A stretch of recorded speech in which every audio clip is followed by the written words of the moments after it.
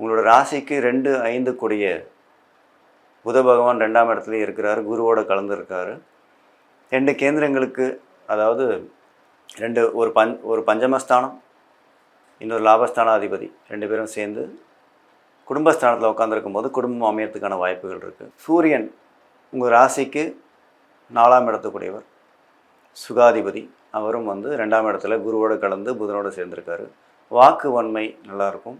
கொடுத்த வாக்கை காப்பாற்றக்கூடிய திறன்களும் அதுக்கேற்ற செயல்களமும் உங்களுக்கு அமையும். பண வரவு நல்லாவே இருக்கும். 10ஆம் இடத்துல இருக்கிற சனி பகவான், 10ஆம் இடத்துல இருக்கிற சனி பகவானை சேர்ந்த ராகு, அவரை பார்க்கக்கூடிய கேது, அவங்க 2 பேரையும் பார்க்கக்கூடிய குரு பகவான்.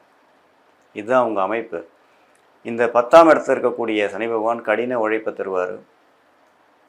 கூடவே பார்த்திங்கன்னா ராகுவும் இருக்கிறதுனால தேவையில்லாத விஷயத்தில் நீங்கள் தலையிட வேண்டாம். வேற்று மத, மொழி, இனம், வேற்று மொழி பேசுகிறவங்கக்கிட்ட கொஞ்சம் ஜாக்கிரதையாகவே இருந்துக்கோங்க. ஏன்னா அவங்களால சில பிரச்சனைகள் ஏற்படக்கூடிய வாய்ப்புகள் இருக்குது.